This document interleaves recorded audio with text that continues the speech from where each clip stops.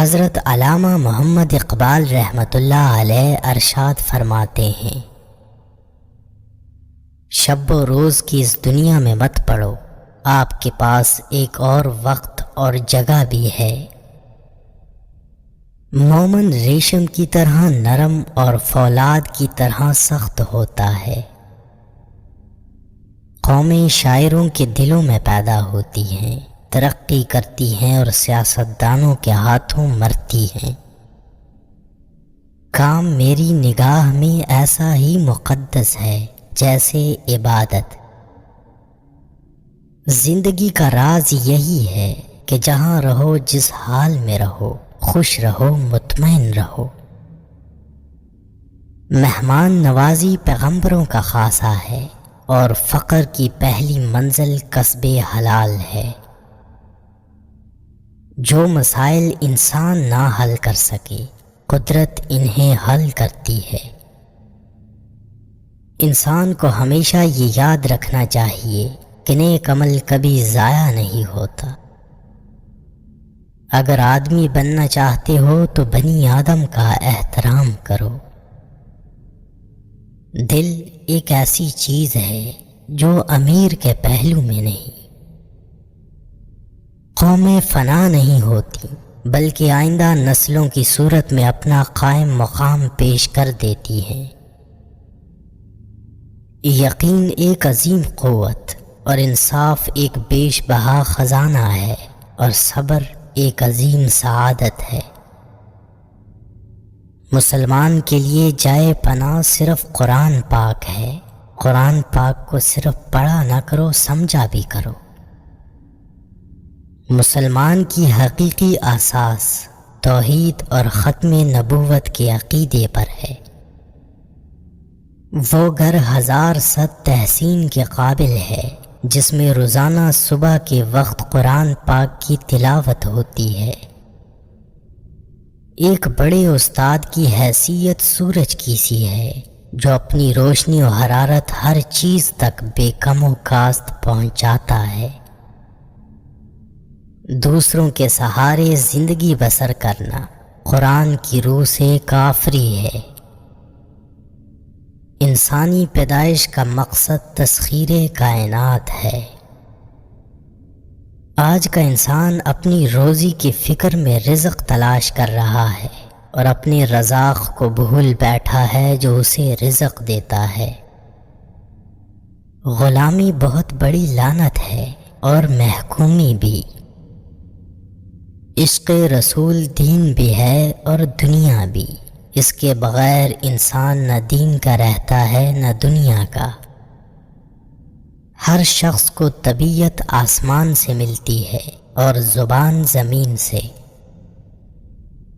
وہ بندہ کبھی ذلیل نہیں ہو سکتا جس میں یہ ایک خوبی ہو کہ وہ عاشق رسول ہو۔ تجربے سے معلوم ہوا ہے کہ لوگ اخلاص اور دیانت کے بہت بڑے دشمن ہیں۔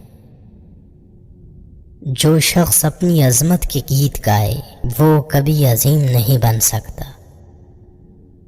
ایک سوچنے والے زندہ انسان کے خیالات میں تبدیلی ہوتی رہتی ہے، نہیں بدلتا تو پتھر نہیں بدلتا۔ زندگی موت کی ابتدا ہے اور موت زندگی کا آغاز۔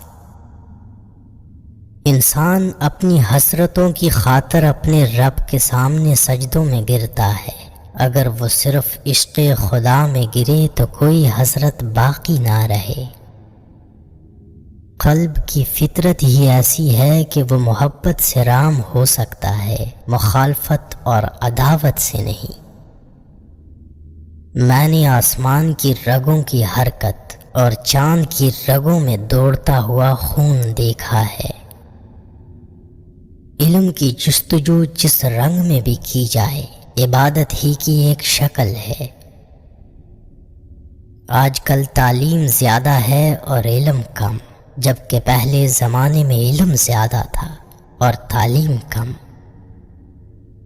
تم کامیابی اور ناکامی پر نظر نہ کرو، اپنے مقصد تخلیق کو پہچانو اور جد و جہد کیے جاؤ۔ ہر وہ چیز جس کے پاس زندگی ہے مر جاتی ہے اگر اسے غیر سازگار ماحول میں رہنا پڑے۔ مصیبت ایک عطیہ خداوندی ہے تاکہ انسان اپنی زندگی کا مشاہدہ کر لے۔ محبت کرنے والا بندہ خدا کی راہ پر چلتا ہے، مومن اور کافر دونوں سے محبت کا اظہار کرتا ہے۔ میں تمہیں مومن کی نشانی بتاتا ہوں، جب موت آتی ہے تو ہونٹوں پر مسکراہٹ ہوتی ہے۔ قطرہ سمندر میں مل کر فنا ہو جاتا ہے اور میں قطرہ رہبر سمندر بننا چاہتا ہوں۔ آپ کے ماضی سے حال نکلتا ہے اور حال سے آپ کا مستقبل جنم لیتا ہے۔ میں سچ کہتا ہوں، آپ کا دشمن بھی آپ کا دوست ہے۔ اس کی موجودگی آپ کی زندگی کو بھرپور بنا دیتی ہے۔ میرے آباء و اجداد برہمن تھے، انہوں نے اپنی زندگی خدا کی تلاش میں گزار دی اور میں اپنی زندگی انسان کی تلاش میں گزار رہا ہوں۔ اپنی تاریخ کو محفوظ کریں، لازوال بنی گزرے ہوئے وقتوں سے نئی زندگی حاصل کریں۔ میں نے خود کو کبھی شاعر نہیں سمجھا، مجھے شاعرانہ فن سے کوئی دلچسپی نہیں۔ تو نے مجھے اس ملک میں کیوں پیدا کیا جس کا رہنے والا غلام بن کر راضی ہے؟ اگر شاعری کا مقصد انسان بنانا ہے تو شاعری وارث نبوت ہے۔ مصیبت کی طرح گمراہی بھی تنہا نہیں آتی۔ پودے اور معدنیات تقدیر کے پابند ہیں، وفادار صرف حکم الہی کا پابند ہے۔ تقدیر جاہلوں کی قید اور زنجیر ہے، اس تقدیر کو نیل کے پانی کی طرح سمجھو، وفا کے آگے پانی، کفن سے پہلے خون۔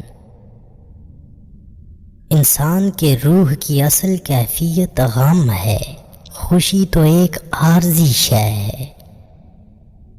میں کسی پارٹی کی قیادت نہیں کرتا، میں کسی لیڈر کی پیروی نہیں کرتا۔